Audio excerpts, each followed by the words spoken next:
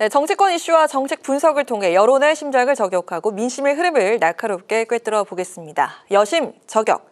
장윤미 민주당 법률위 부위원장, 강전의 국민의힘 노동위 부위원장 나오셨습니다. 어서 오세요, 두 분. 네, 안녕하세요. 네, 안녕하세요. 자, 오늘 정부는요, 보건의료 위기 경보를 최고 수준인 심각으로 격상을 했습니다. 공공의료기관의 진료 시간을 연장하고 또 비대면 진료도 허용을 했습니다. 의대 증원에 반발한 전공의들이 의료 현장을 대거 이탈하면서 범정부 차원의 대응을 강화를 한 건데, 자, 그렇다면 정부와 의료계가 왜 이렇게 강대강 대치를 벌이는 건지 오늘 정책 토론을 통해서 먼저 살펴보도록 하겠습니다.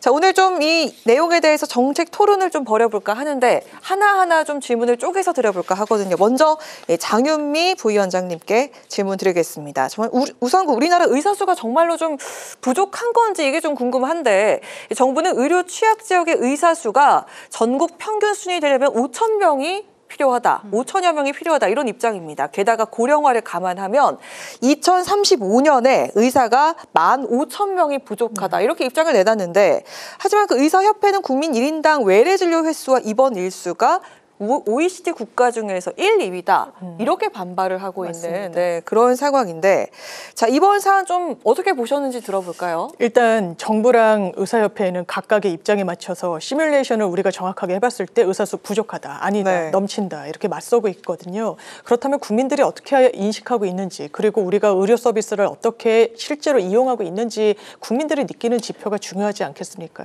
실제로 응급실에 가고 싶은데 의사가 없다. 심지어는 서울 시내 대형 병원 간호사분이 본인의 어떤 뇌출혈을 확인해 줄 수 있는, 점검해 줄 수 있는 의사가 없어서 돌아가신 사례도 있었습니다.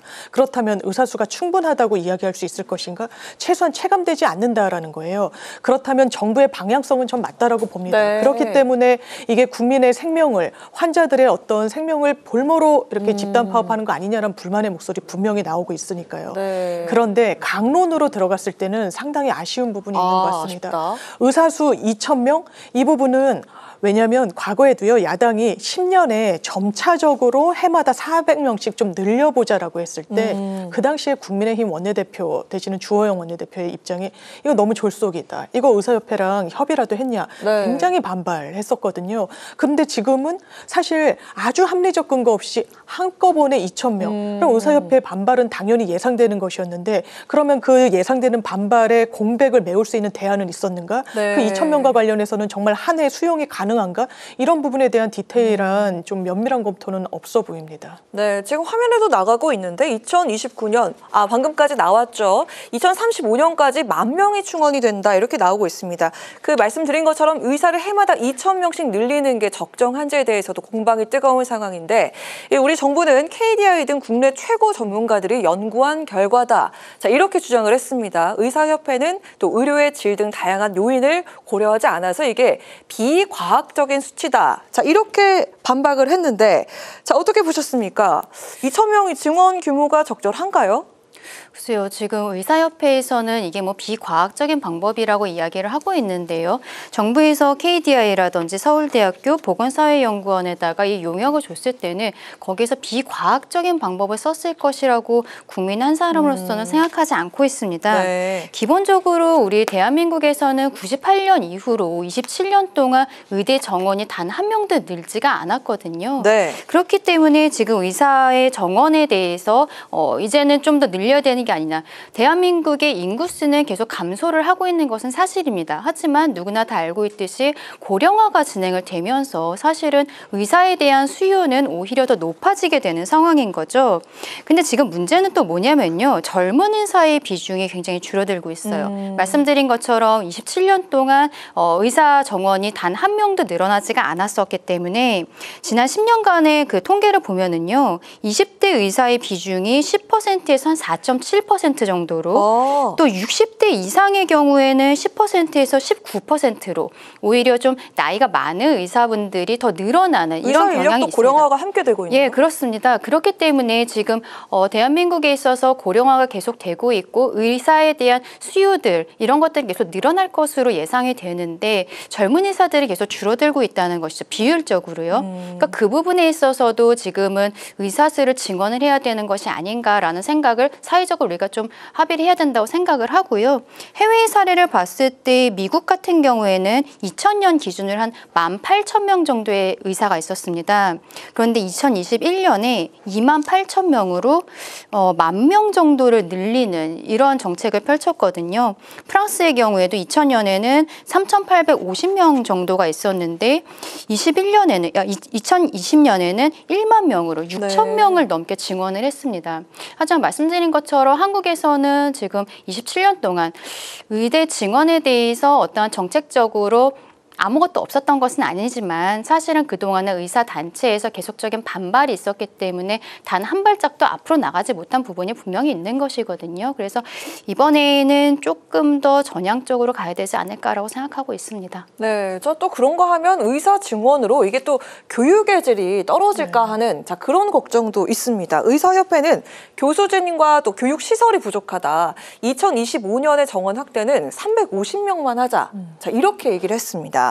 자, 일단 그 정부는요, 1980년대 의대 정원이 지금보다 많았다 이렇게 얘기를 하고 있는데 교수 수가 오히려 늘었기 때문에 교육의 질이 떨어지지 않는다 이렇게 주장하고 있는데 이 교육의 질에 대해서는 좀 문제가 없을까요? 이 부분도 좀 엇갈리는데요. 이게 정부가 수치로 제시하고 있는 부분을 보면 그렇습니다. 뭐 서울대학교 같은 경우에도요, 80년대에는 의대 정원 수가 지금보다 한 2배 정도 됐어요. 학생 수를 절반만 뽑고 있거든요. 거기에 반해서 교수는 한 2배가 늘었고 임상교수는 한 3배 정도가 늘었더라고요. 이게 다른 대학들도 비슷한 상황입니다. 의대 정원수를 오히려 줄이면 줄였지 늘리진 않았거든요. 그게 다 수급과 관련된 부분 아니겠습니까? 그런데 그 부분과 관련해서 의사협회에서는 지금도 이 학생들을 수련하는 데 상당히 좀 어려움이 있는데 2,000명을 한꺼번에 뽑게 되면은 과연 제대로 된 교육이 이루어지겠는가? 이게 현장에서 나오는 목소리라는 점은 좀 주의를 기울여야 될 것 같습니다. 기본적으로 정부는 충분히 소통했다 이야기하지만요. 뭐 28차례 소통 과정이 있었다고는 하지만 이 대한의사협회 관계자들은 2,000명을 늘린다는 얘기는 단 한마디도 못 들었다는 거예요. 그리고 실제로 저희가 인문사회대, 저도 뭐 인문대를 나왔지만요. 학생을 2,000명이 늘어난다? 물론 각 대학으로 분산은 되겠지만 한 수백 명만 늘어나도 수용할 수 있는 강의실 현실적으로 부족합니다. 근데 의사는 또 교육 시스템이 일반 문과랑은 다르잖아요. 지금도 해부학 실험을 하면요, 학생들이 어깨가 부딪힐 정도로 촘촘하게. 지금도요? 왜냐면 뭐 시신이 부족하기도 하고요. 그런 걸 또 따오나서 그 공간 같은 게 굉장히 마련이 이게 인프라가 안 됐다라는 거죠.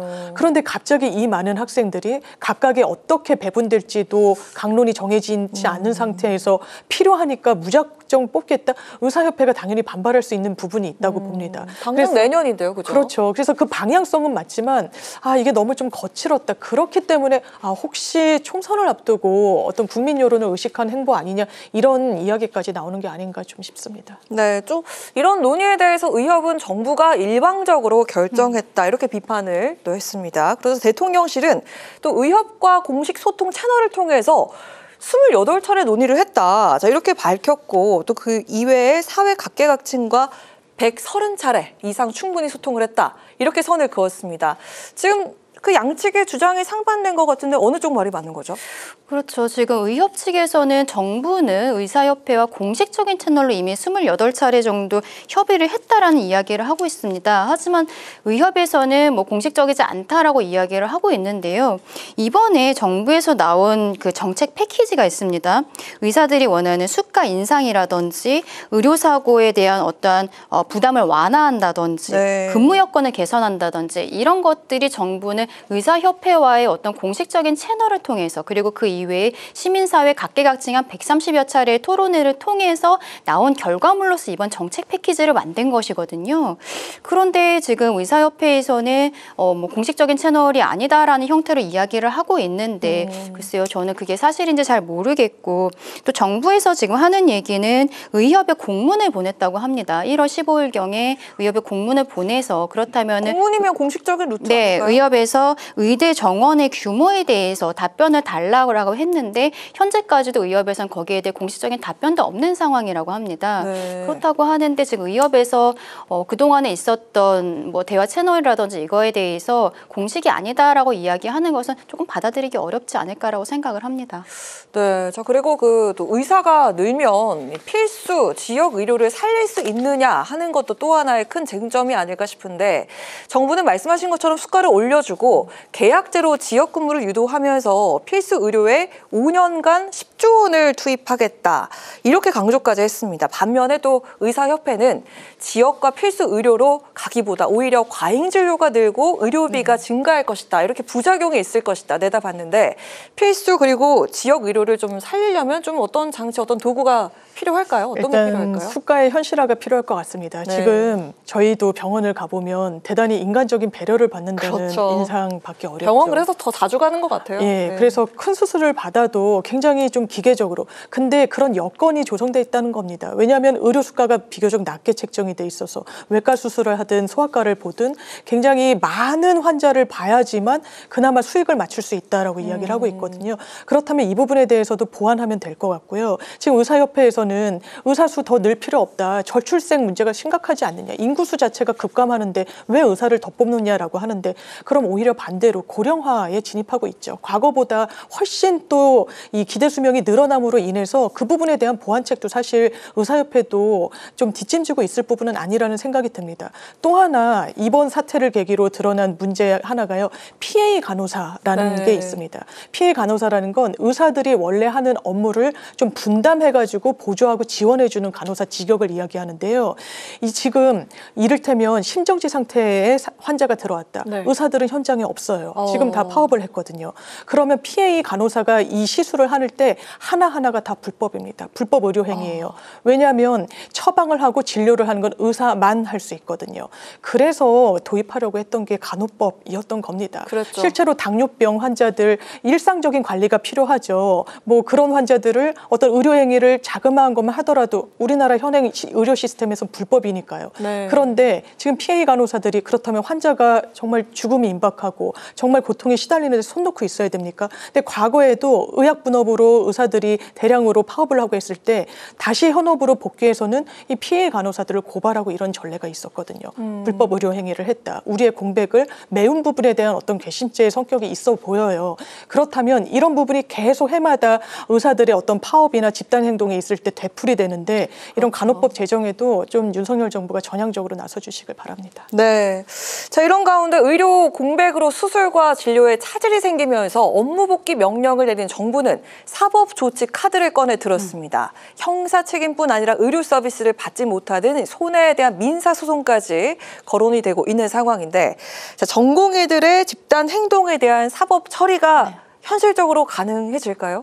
지금 이미 2명에 대해서 행정처분이 나갔습니다. 의협의 비대위원장 그리고 서울시 의사회 회장에 대해서 의사면허 정지에 대한 그 행정처분 사전 통지가 나가 있는 상황이거든요. 사전 통지요? 네, 이분들이 집단행동 교사 금지 명령이라는 게 이미 정부에서 나가 있었는데 예, 집단행동을 전공의들의 이제 집단행동을 교사했다는 것이죠. 그리고 이런 것들에 대해서 명령이 나왔지만 이분들이 거기에 응하지 않았다라고 지금 정부에서는 보고 있는 것입니다. 그래서 이 2명에 대해서는 뭐 말하자면 주동자로서 지금 의사면허 정지에 대한 사전 처분을 해놓은 상황이거든요. 근데 말씀드린 것처럼 사전 처분이기 때문에 당사자들이 여기에 대한 의견 진술을 하게 되고요. 그리고 그 의견 진술 이후에도 정부에서는 이 사람들이 이렇게 잘못한 것이 맞다라고 만약에 판단을 하게 되면은 그때는 정식으로 면허 정지 처분이 나갈 수 있습니다. 근데 또 전문가시니까 여쭤보고 싶은 게 단 그 주동자 2명에 대한 처벌만 있는 건가요? 그러니까 지금으로서는 그 2명에 대한 것만 있는 것이고 네. 지금 정부에서는 강경 대응으로 지금 나가고 있는 것인데요. 향후에도 주동자들이 만약에 있게 된다면은 구속 수사를 원칙으로 하겠다라는 이야기도 하고 있습니다. 네. 사실 대한민국에서는 불구속 수사가 원칙이거든요. 그렇죠. 어떤 잘못한 사람이 있을 때 굳이 이래서 가둬놓지 않고 바깥에서 이제 조사를 하는 것이 원칙적인 모습인데 조금 더 심각한 경찰에 대해서 업무 업무방해를 심하게 한다든지 이런 것들에 대해서는 때때로 이제 구속수사를 원칙으로 규정을 하는 게 있습니다. 지금 의료법에 대해서 이 의료 파업 상태에 대해서 정부에서 그만큼 엄중하게 보고 있다라는 뜻이거든요. 근데 지금으로서는 이 2명에 대해서만 행정처분이 나가 있고 아직 뭐 구속이라든지 이런 것은 아니지만 지금 일파만파 일이 커지고 있기 때문에 향후에는 조금 더 지켜봐야 될 것 같습니다. 그리고 조금 아까 장유미 변호사님 이야기하신 내용에서 제가 조금만 더 보충하고 싶은 게 있는데요. 어떤 부분이죠? 네, 그 지역에서의 지역에 있는 대학에서 의사가 배출이 돼도 그들이 과연 이제 지역에서 계속 하겠느냐. 네. 거기에 대한 이야기들을 하고 있는데 2017년에 전문의 자격을 딴 사람들에 대해서 정부에서 2020년에 이분들의 근무지를 한번 확인을 해봤습니다. 네. 그랬더니 비수도권에서 근무하고 있는 의사들이 82%에 달한다는 것이 나왔거든요. 그렇기 때문에 지금 정부에서는 이번에 의대 정원 충원을 하는 데 있어서 지역 인재 선발을 뭐 60% 이상으로 하겠다. 그리고 지방대학에 대해서 그 증원 규모를 조금 더 주겠다라고 이야기하는 것이 바로 이런 부분입니다. 지금 정부에서 확인을 해본 결과 지방에서 대학을 나왔을 때 비수도권에서 정주에서 의료 행위를 하고 있는 의사들이 많이 있다는 것이 지금 통계상으로도 나와 있는 것이거든요. 그래서 여기에 대해서 뭐 파격적으로 정주 지원을 한다든지 뭐 그런 가운데 계약형 진료 필수 의사제를 도입한다든지 이러한 이야기들을 하고 있는 것입니다. 네, 장유미 변호사께도 마무리 발언 기회 드리도록 하겠습니다. 뭐 아까 그 이야기를 했던 그 주동자 구속사에 대한 적정성도 또 이야기가 나오고 있는 부분이잖아요.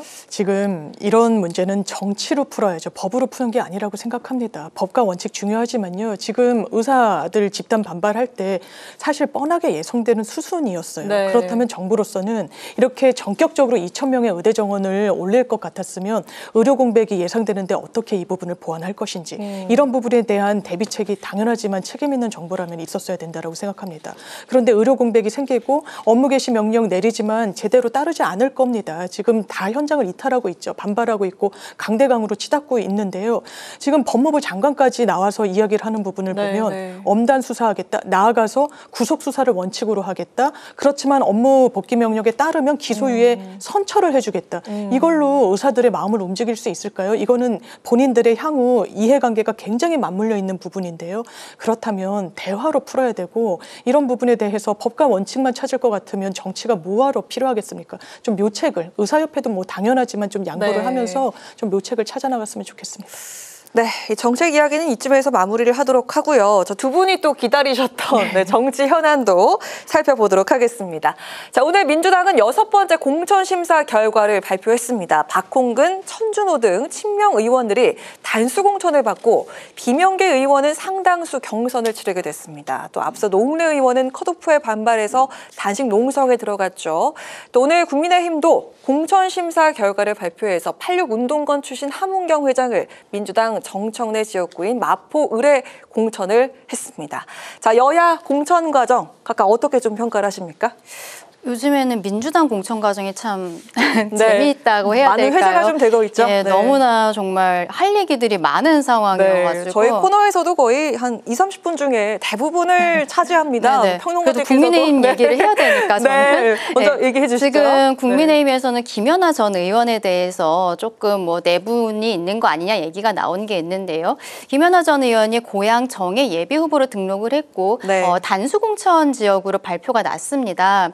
그랬는데 김연아 의원이 사실은 불법 정치 자금을 받은 혐의로 지금 검찰에서 아직까지는 기소되지는 않았습니다만은 사건이 들어가 있는 상황이거든요. 그리고 이게 보도가 크게 됐었기 때문에 국민의힘에서도 이 김연아 전 의원에 대해서 당원권 3개월에 이미 내부 징계도 내려놓은 상황이었는데 근데 이게 단수 공천이 되느냐 여기에 대해서 그 기자들이 질문을 하니까 이철규 의원이 친윤계로 알려져 있죠. 인재영입위원장 이철규 의원이 별다른 문제는 없다라고 이야기를 했어요. 그랬는데 한동훈 위원장이 여기에 대해서 이거를 일단은 보류하는 것을 결정을 한 것이죠. 네. 그랬더니 지금 한동훈 위원장과 이철규 의원, 윤석열 대통령을 네. 여기가 뭔가 내용이 시작되는 거 아니야라고 하는데 네. 저는 전혀 그렇지 않다고 말씀을 드리고 아니다. 싶어요. 예, 네. 왜냐하면은 김연아 의원의 경우에는 글쎄 본인은 아직 형을 확정받은 것이 아니니까 억울할 수는 있겠습니다만 그렇습니다. 지금 우선 추천 지역이라든지 단수 추천 지역 같은 경우에는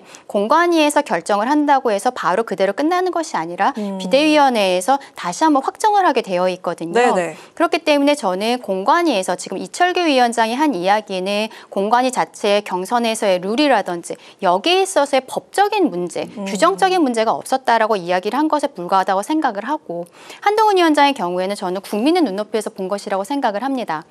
왜냐하면 여기에 대한 규정에 대한 문제가 있었으면 단수공천이 되지 않았을 것인데 한동훈 위원장을 봤을 때 이게 아직은 형사적으로 판결을 받은 것은 아니지만 네. 국민의 눈높이에 맞지 않다라고 해서 이제 여기에 대해서 완전히 지금 취소가 된 것은 아니고요. 여기를 뭐 재공모 지역으로 할 것인지 아니면 기존에 있었던 예비 후보들 간에서 다시 점수 배분을 할 것인지 아직 결정은 되지 않았습니다만 그런 부분이 있고 저는 이런 것들이 굉장히 국민의 눈높이에 맞고 건강한 경쟁 관계다라고 생각을 합니다. 네. 그랬는데 지금 민주당 같은 경우에는 그래서 건강한 경쟁 관계라기보다는 정말 이재명 대표의 어떠한 독자적인 노선으로서 지금 공천이 돼가고 있는 것이 아닌가라는 생각에 국민 한 사람으로 좀 우려를 하고 있습니다. 네, 좋습니다. 들어볼까요? 네, 오늘 눈에 뜨는 지역구 공천 내역이 마포 을에 네, 국민의힘에서는 마포 원래 이제 네. 김경률 비대위원 사천 논란으로 사실 대통령실과 격돌을 했었죠, 비대위원장이. 그런데 거기에 함은경 이제 민주화 운동 동지의 회장을 공천하겠다는 겁니다. 이게 아마 시대 정신이라고까지 이야기를 하면서 운동권 청산, 86세대 이선 후퇴 뭐 이런 이야기를 하는. 저는 이건 집권 여당의 전략이 될 수 없다라고 생각합니다. 네. 집권 여당은요, 지금 윤석열 정부에 대한 민심 위반 상당합니다. 경제 성장률이 1%에 머문 거는요, 이거는 정말 IMF 때 그리고 세계 경제 금융 위기 때 코로나 때 아주 분기점, 그러니까 외부 환경으로 인해서 한국 경제가 정말 좀 좋지 않을 수밖에 없는 그런 여건에 있을 때였어요. 지금 그렇지 않습니다. 미국, 일본 그렇지 않거든요. 대한민국 유독 왜 그러는가? 집권 여당이 답을 해야 됩니다. 국민 선택 받고 싶으면요, 경제 어떻게 살릴 것인지 이런 고물가 시대에 서민들 고통받고 있습니다. 시장을 방문해서 보여주기식 행보를 할 게 아니라요, 물가 이렇게 잡겠다고 책임 있게 이야기하는 게 더더군다나 집권 여당의 자세이자 책무입니다. 네. 그런데 어떻게 민주당을 심판하는 게 여당의 총선 전략일 수 있습니까? 그것도 민주당보다도 한 칸 더 들어가서 운동권을 청산하는 게 어떻게 시대 정신일 수 있겠습니다. 이러면서 함은경 회장 모르겠습니다. 이분이 이제 서울대 물리학과 나오고 미 문화원 점거로 또 이렇게 수사를 받기도 했었고, 네. 운동권의 상징처럼 돼 있었지만 윤석열 대통령 그 당시 후보를 지지하면서 이 민주진영에서는 거리를 두게 됐는데, 이런 상징적인 인물 정청래 의원이랑 붙게 하는 거 뭐 의미가 있다라고 볼 수 있겠지만 이게 어떻게 전략이라고까지 이야기하고 시대 정신이라고까지 이야기를 해서 국민들께 실망감을 드리는지 좀 저는 그 부분이 안타깝습니다. 네, 두 분이 마지막 이 질문만을 기다리고 계셨을 것 같은데요. 자, 네, 빵 터지셨는데 남편 개혁신당은 이준석 대표의 정치적 멘토로 알려진 김종인 전 국민의힘 비대위원장을 공천관리위원장으로 영입을 했습니다. 야, 삼고 초라를 통해서 공관위원장 자리를 맡게 된 만큼 공천 과정에 정말 많은 권한을 행사할 것으로 예상이 되고 있는데, 자, 김 위원장이 제3세 신당에서 성과를 과연 거둘 수 있을지 네, 한번 들어보도록 하겠습니다. 어떻습니까? 성과를 거두려면은 일단은 뭐 지역구든 비례든 인물을 공천을 해야 되잖아요. 네. 공천관리위원장이면은. 근데 개혁신당이 얼마나 개혁적인 인물들이 지금 모여들고 있는지 굉장히 의문입니다. 뭐 민주당에서 이삭죽기라고 하죠. 이번에 뭐 공천 탈락한 분들 이 과정에서 또 얼마나 이게 현역들이 합류를 하게 될지도 잘 모르겠는데, 일단 시작 자체가 굉장히 좀 혼란스러운 당이지 네. 않습니까? 근데 이제 김종인 위원장이 들어갔을 때 지역구를 공천하는 것은 그렇게 많지 않을 것이라고 생각하고, 또 그 공천 내에서 뭐 그 지역에 있어서 경선을 한다거나 그런 일들은 더더욱 없을 것이라고 생각을 하는데요. 결국에 들어가서 이분이 해야 되는 거는 비례 순번 정하는 것. 이것이 본인이 들어가서 가장 중요하게 해야 되고 가장 문제없이 해결해야 되는 업무라고 생각을 합니다. 네. 지금 일각에서는 이준석 대표와 그 김종인 위원장이 워낙 가근한 사이로 것으로 다들 알고 있기 때문에 이준석 대표는 지금까지 본인이 어느 지역구 나갈지 얘기를 안 하고 있잖아요. 조응천 의원이라든지 이원 의원 같은 경우에는 본인 지역구를 가서 이미 선거운동을 하고 있는데요.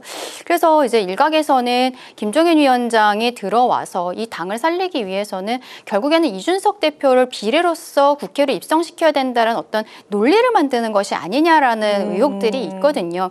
그것이 과연 사실일지 좀 지켜봐야 될 것 같습니다. 네, 어떻게 보십니까? 짚어주신 대로 역할이 상당히 제한적일 겁니다. 제3지대에서 전국에 다 후보 낼 수 없을 거잖아요. 지금 여야를 넘나들면서 총선에서 유의미한 어떤 선거 전략을 구사하고 승리를 이끌어내온 전력이 있어서 오히려 이런 작은 판에 들어가지 않을 거다. 이런 전망이 사실 많았죠. 근데 본인의 역할이 굉장히 줄어듦에도 불구하고 뭐 여러 어떤 요청이 있었겠지만 사실 이 김종인 세 글자를 넣으면 왜 이 두 세력이 쪼개졌는지도 설명이 됩니다. 원래부터 자강 해야 된다. 그리고 이낙연 대표에 대한 어떤 신뢰가 많이 없는 것으로 보이니까요. 그렇지만 김종인 위원장이 이 사실상 할 수 있는 역할은 제3지대에서 많이 남아있지 않다라고 생각합니다. 네. 자, 오늘 여기서 마무리해 보도록 하겠습니다. 지금까지 장윤미 민주당 법률위 부위원장, 강전의 국민의힘 노동위 부위원장과 함께한 여심 저격 시간이었습니다. 두 분 고맙습니다. 감사합니다. 네, 오늘 국회 라이브 6 여기까지입니다. 시청해주신 여러분 고맙습니다. 편안한 주말 보내시길 바랍니다.